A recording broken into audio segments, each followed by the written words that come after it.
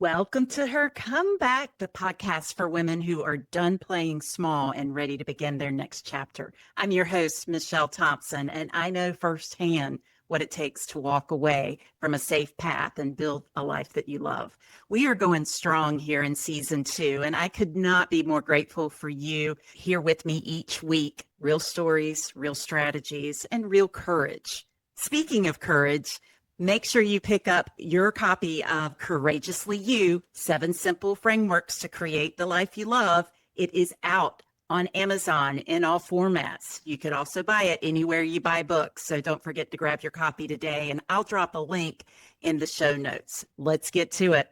Welcome to Her Comeback, everyone. I am your host, Michelle Thompson, and today I have Anne Peshka with us. So delighted to have her. Anne is an author, a certified core energy coach, a speaker, also a podcast host of Reinvention on Purpose, which is available on Spotify and Apple Podcasts.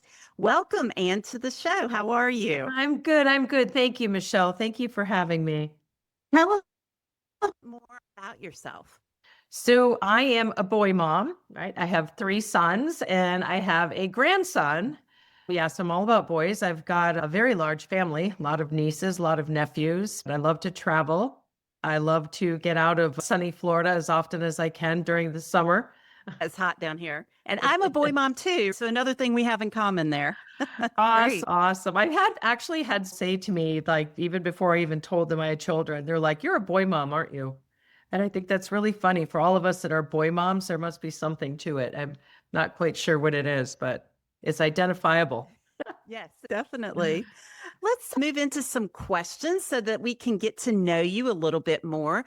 What did your life actually look like from the outside right before you divorced at 54? To the outside world, they look like a fantastic life. We were both young and healthy and semi-retired, didn't have to work full-time jobs. We had sold the big house up in Connecticut and moved down to Florida, had a beautiful home. Travel, life looked really awesome on the outside. The ability to go to the beach every day.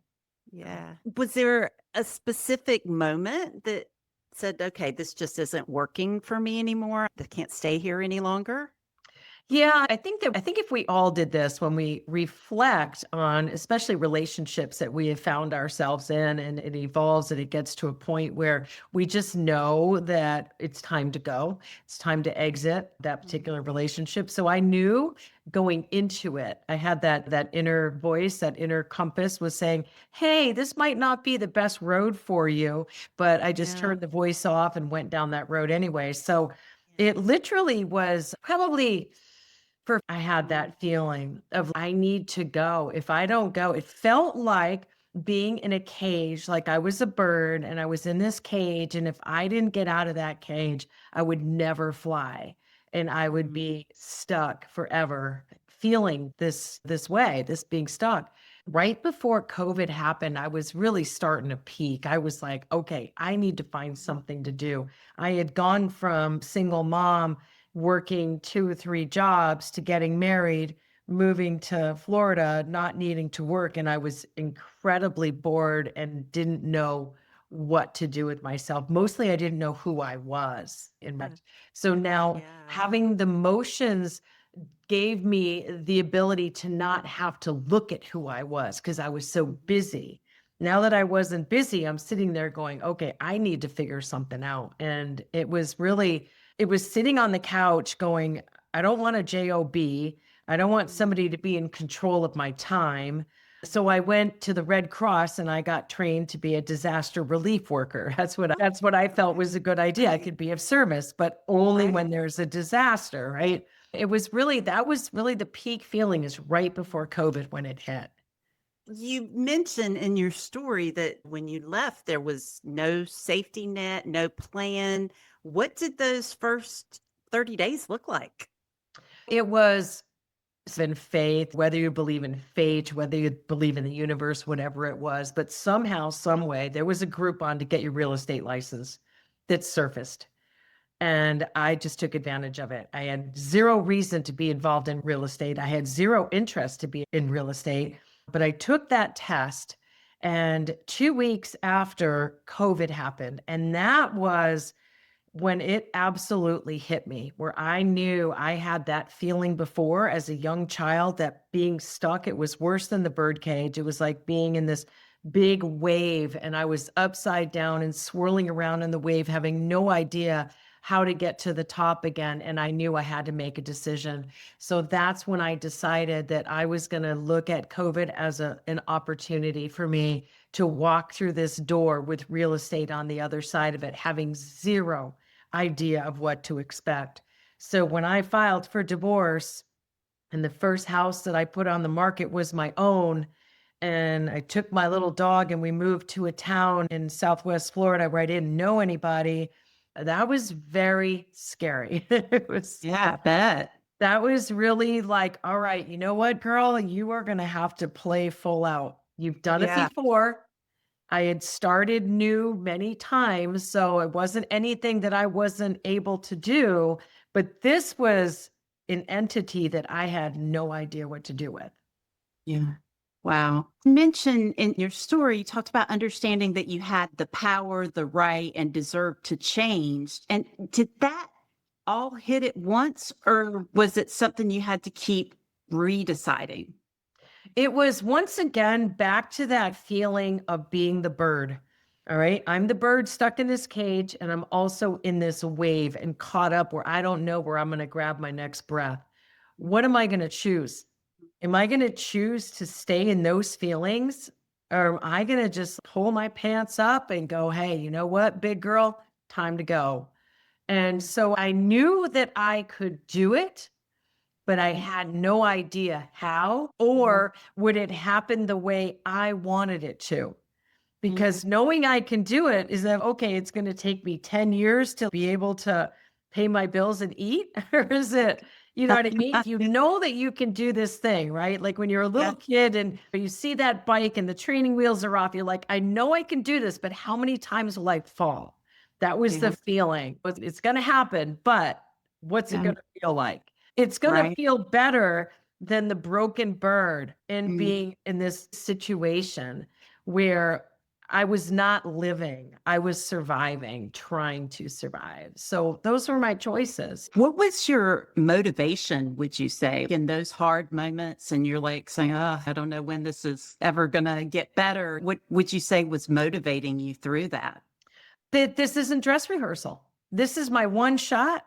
And if I'm going to go down, which I eventually will, how are you going to go down? Right. You know, go down sitting in my little pity party and feeling bad for my little bird. You know what I Yeah. mean? Or am I Yeah. going to stand up and go, no, you've done some hard things. You know Yeah. what I mean? Absolutely. Way real estate is going to be harder.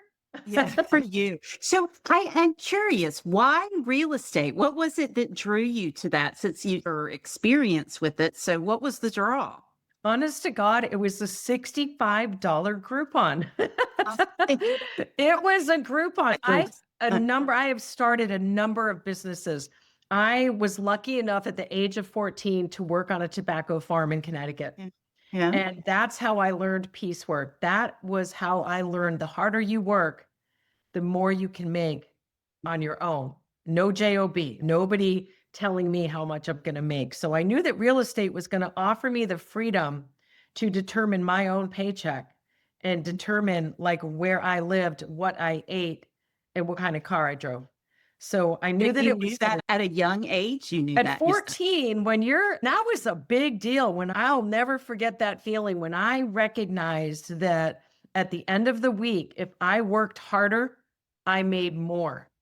And yeah. then I had the same opportunity the next week and the same opportunity the next week. That was the most important thing that ever could have been taught to me. I actually took the job to get out of my house. I Yeah. didn't want to be home. So I was like, oh, they're going to let me work and get hot, sweaty, dirty. It's going to be this really tough job. But man, what it gave me was such a gift Yeah. because that you never lose that once you have that. So what do you think was going on if you knew that at 14 and then you came back to it later in midlife?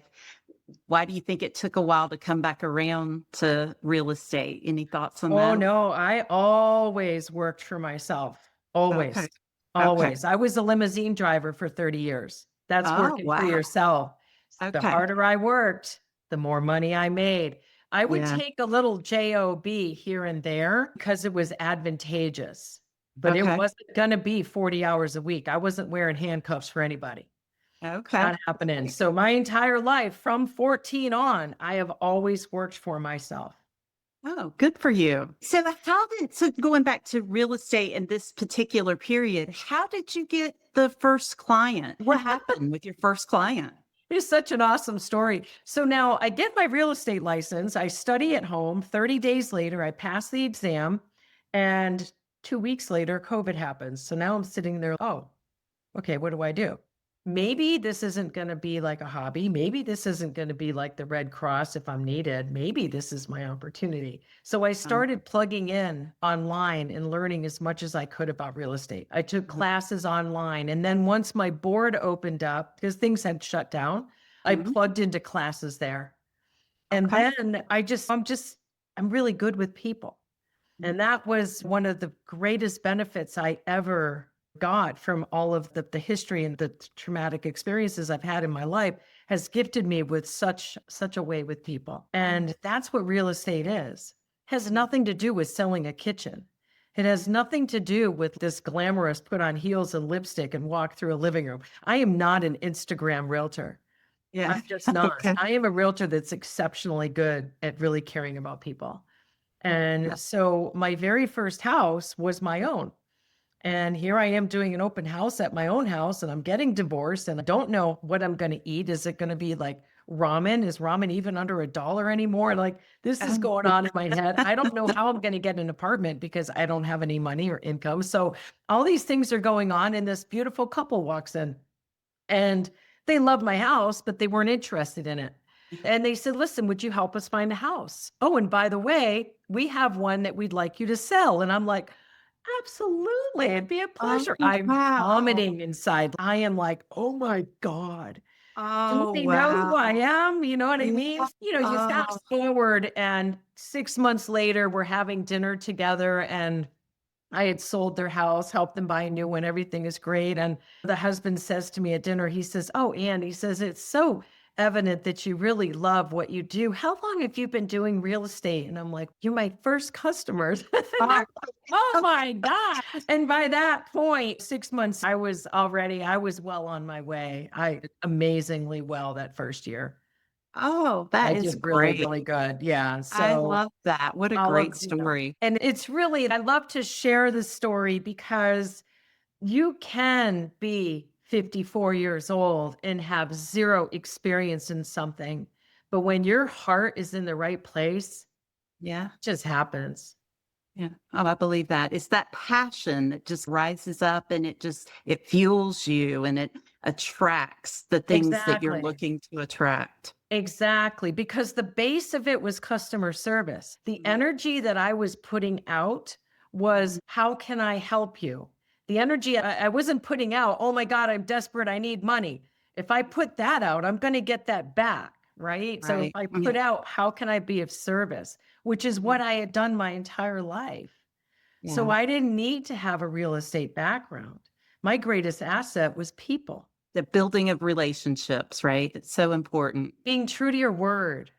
Showing up, doing what you say you're Yeah. going to is Right. critical. Right. Was there any point along the way where you almost quit? Was there any real discouraging moments? Had I listened to those that cared about me, I probably would have. Oh, And good. I caution people that are considering starting their own business to be really careful who you listen to. So if somebody is not successfully running their own business, maybe think about that, right? People care about us, they love us, and they mean well for us, but oftentimes they're trying to keep us from being hurt, is squashing us like a bug. So That's I had a lot of people that said to me, do you have any idea how much competition there is in real estate? And I'm Mhm. just sitting there and I'm like, I have zero. There's no other Anne. What's the competition, right? Most people would prefer to live in a house versus a tent. That's a lot of people. Yeah. I'm never going to run out of people and I'm Yeah. never going to run out of houses. Oh, So, that's so true. And I love that you said that because I had that same experience when starting my own business. There's a lot of people who very well intentioned, well yeah, meaning, and they would, yeah. well, sure you want to do that or, They're but sharing you're, their fear. yes. And you're absolutely, and I have something about that in my book where it's like the guidance from someone who has what you want. It's so important. Yes. Yes, Yeah. exactly, exactly. And I just had this conversation with a new realtor the other day. She was going to get her license and get with it and take care of people's rentals. She's like, yeah, but you know what? If you go into sales, then you don't have a guaranteed paycheck, right? And the fear was just pouring out of her. And I could hear her mom, her dad, her grandma, her aunt, her best friend. I could hear all these people in that one sentence. Yeah. And it was just like, listen, you be you, you do you. So, yeah, there was definitely some scary times. But considering quitting, the only option would have been a job, someone else in control of my day. Hell no, not happening. So, in addition to real estate, you also made a decision to become a certified core energy coach after already having built a successful business. What were you thinking? Yeah, it's funny because I built my business very quickly and it was at six figures that first year Mm, and at that second year. And I bought a house, right? So I bought a house because you're supposed to buy a house. You're a realtor and you're supposed to have a house. It was the very first house I ever bought by myself. This is really cool. And then I had always been really deep into mentorship and different groups and networking and reading and listening to people. And I've always plugged in, but I had never had a one on one coach. So I was going to look for a coach. I was going to look for somebody to help me. My real estate business was like on fire. It was really doing well to the point where I had to hire somebody to help me with a transaction coordinator. And I also was going to be writing my book. So I'm like, I need to hire somebody to help me get this up here okay out here because left to my own devices, I am just like a manifesting generator. I don't know how to go like that. Start interviewing coaches. yeah. And I meet one that says, I'm a core energy coach. And I go, Uh-huh. ooh, I like that. Tell me more about that. And I told her what I was looking for. She said, oh, no. Oh, I'm not going to tell you how to do this. You already know. And I was like, Great. oh, I love you. She hit it right on the head. And I'm like, you know what? I want to learn that. So I went to IPEC and I went through the course to help myself to be able to understand how I could coach me and how I could show up better as a human. And then it would just only benefit my customers. It would benefit everything that I did, my relationships. And that is why I became a core energy coach. I didn't decide. My whole life has always been things unfolding. I didn't wake up one day and go, I think I would like to drive limousines. I was blessed enough that somebody saw something in me. And then Yeah. real estate, I didn't go, I think I would like to be a realtor. It unfolded. And then coaching unfolded. So it just really, it's been such an incredible journey with the coaching. It's how much it's helped me. Oh, that's Yeah. terrific. Yeah. So, how would you say your own reinvention changes the way you coach other people through theirs? I intentionally show up like the person I wish I had had as best I can every day. I remember sitting there and when I'm talking and when I'm coaching and when I'm doing a workshop, I am focused on the woman I used to be, the one that was scared to death, that didn't believe she was worth it, that didn't believe that all of those nice things that she could have too, that sat there on the window outside of it looking in. And I bring that to the table because I have worn that. So everything that I do, I have walked the walk. So I didn't just decide to get this certification and help people from difficult situations or difficult transitions or just reinventions, whatever it is that they're trying to do. I didn't do that from a book. I did it from here. It's here. And I feel that and I can feel with them. Yeah, authenticity is just it for It's me. Yeah. is so on point, right? When you can really hold space for somebody, and often it is the first time anybody has ever legitimately held space for them. That is the greatest gift. That's awesome. So, what made you decide to put your story into a book? And I understand in your story, you talk about adoption and abuse. So, what led you to writing the book? Yeah, once again, I wanted to show up as the person I wish I had. Do you know what I mean? The shame was so great when I was younger. I would have never raised my hand and said, "Me too." Never. In a million years would I have ever shared that. Back then, there wasn't as much Me Too to begin with. So nobody was saying the things that were happening. Nobody was really talking about what abuse looked like or what it felt like. Nobody wanted to open that door. And that included the adults that were in my world, teachers, old relatives, and people that are other parents. You know, when a child is suffering, you know, when a young person is suffering, you know, when right now we've got people in our family that we clearly know are suffering, but we don't know how to be with that. And I wanted to share my story and my journey twofold. One, to help the person that is where I was, that is, oh my God, I don't know that I can ever come out of this. I don't know that I'm ever going to be good enough. I don't know if those things are for me. And then I also wrote it for the people that maybe have loved ones in their life that have had experiences like me. And you can look at people differently. You don't look at them as the things that happened to them. You look at Right. them as the people that they are. So that was the reason I did it. That was hardest to write, or what made it hard? Honestly, the hardest part about writing the whole book was there's so much. There was so much. I had to do timelines for myself because that was the only way to really organize and structure. And when I went to put it into writing format, I was like, oh, dear God, this is just overwhelming. You're one person. How did you do this? But probably writing about my son that I had placed for adoption, that was one of the most difficult chapters to write because I went back in time. I went back in time through all of it, right? But that was single-handedly one of the most beautiful, difficult things I've ever done in my entire life. So going back and revisiting that, and now he's in my life now. I know him now. So It's as I'm wonderful. writing the book, I'm writing about somebody that I know, Yeah. which is kind Yeah. of strange. Yeah. Amazing. I'm going to have to get your book. I can't wait to read it. I talk a little bit about the story underneath the story. So if someone stripped away the divorce, the business, the book, what's the one decision that made everything else possible? To recycle my trauma. That was, man, I didn't realize I had been doing it all along, but all of those gifts. And when I say to people, I am so grateful for every single experience, that is very hard for a lot of people to understand. And they always will say to me, yeah, except for. And I'm like, no, including.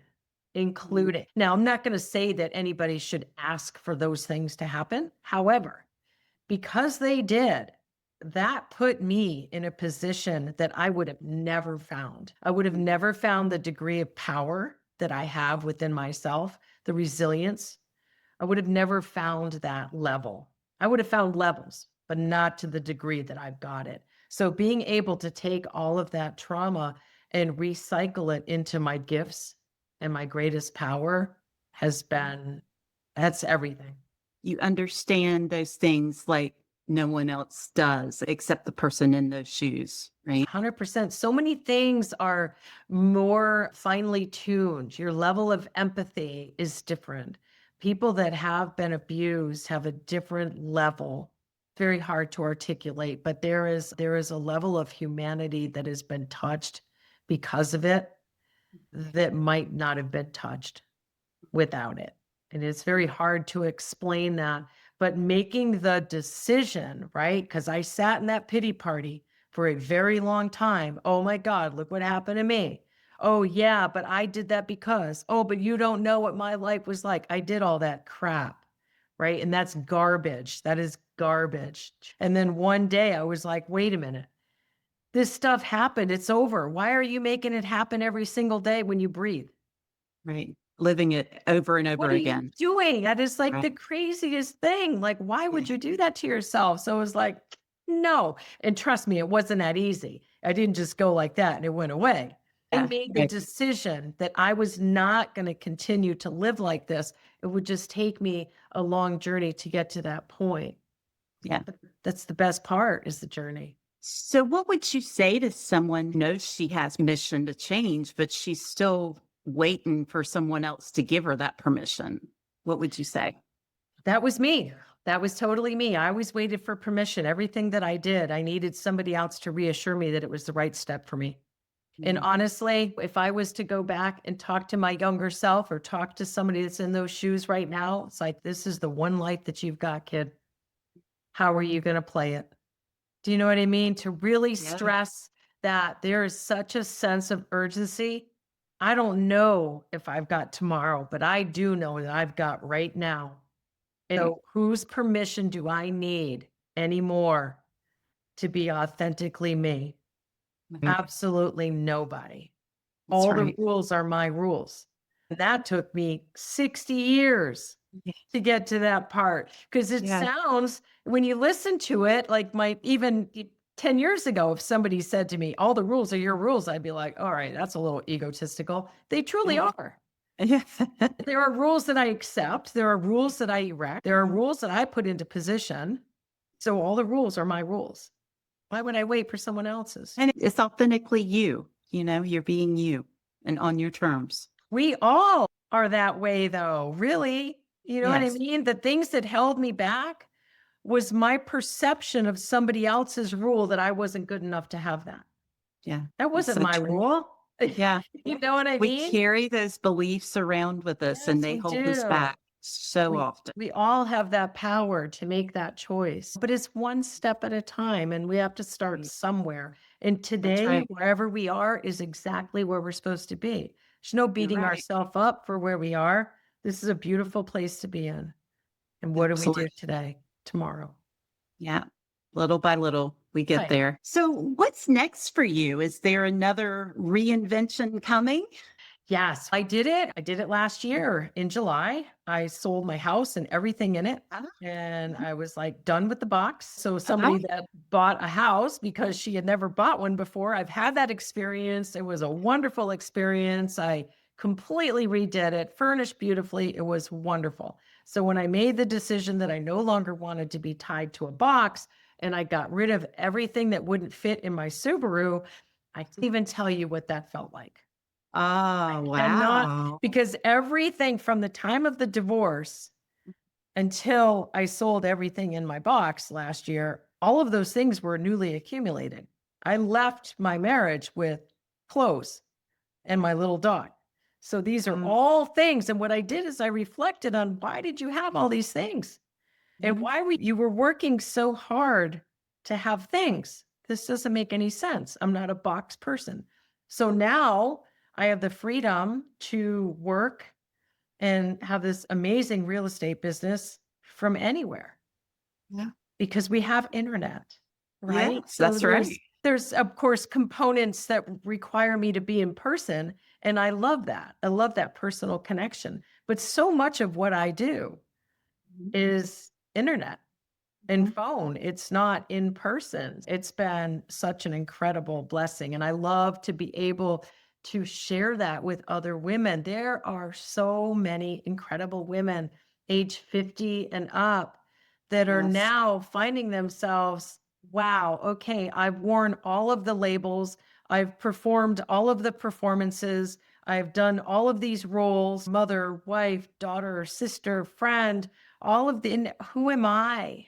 Oh, Who yeah. am I? Exactly. Yeah. And they want to do things and they want to share their gifts. And they have so many gifts to share, so much knowledge, so much wisdom. Yes. Wisdom is what the world Yes. needs, right? Yes. We can get knowledge Absolutely. from AI, but wisdom only comes from experience. That's And right. men or women packing it in. So when I take off on a trip by myself, and then I get these messages that are like, hey, get ready to take my very first trip on my own. It is like my heart lights up. Oh, It's that's just such an wonderful. awesome feeling. Oh, Yeah. that's great. If you could go back and tell yourself one sentence the day before you filed for divorce, do you know what that would be? Yes, home is not a place, it's a feeling. And I Ah, made that. I actually made that about a year after I left because I was always looking over, I gotta have a home, gotta have a home, gotta have a home. And it was yeah, this weird, that's from childhood, never yeah. belonging. I never belonged anywhere. Gotta have a home, gotta have a home. And that's the box, right? Yeah, But I yeah. didn't realize it at the time. About a year after we had gotten divorced, I went to this art studio and I made this big, long piece of wood that said, home is not a place, it's a feeling. And I'm like, oh my God, Yeah. that's it. And then I sell the box. I Mm. kept that piece of wood. It's in my car. Excellent. So that's what I would go back and tell myself. You're searching for a home with a person. A person isn't a home. It's the Right. feeling that you have with your people Yes, that's right. and Totally agree with that. yourself. And yourself. I am so at home anywhere. I just got done sleeping in a jail cell in Scotland in a pod that looked like an MRI machine. I Oh, was my at home. goodness. It was a super cool experience, but I'm laying there and I'm like, you know what? You are with you. And that's home. Yeah. But it took me this long to realize that home is not, it's not the box. Yeah. You have such a beautiful story, and I love your energy and just the air about you. So it's just really been a pleasure talking with you and hearing more about your experiences and what you've been able to do. What is the best way for someone to get in touch with you? AnnePeshka.com, easiest way. Everything is on my website. Excellent. Anything else you'd like to say to our listeners before we close out? I want to send so much love out there because I do know you are exactly where you're supposed to be. That's great. I love that. Thank you so much, Anne. I wish you all the best as you continue on your journey, your reinventions. Maybe we'll get to do this again soon. That sounds great. Thank you so much, Michelle. It's been an honor. Thank you. That's all for today on this episode of Her Comeback. Thank you so much for taking time to spend with me. If this conversation moves something in you, do me a favor and share it with someone else who needs to hear it. And make sure you're subscribed on my YouTube channel. And if you're ready to stop thinking about your next chapter and begin to start living it, I would love to talk to you. Head over to michellethompsoncoaching.com, book a call with me, and let's figure out what your comeback looks like. See you next week.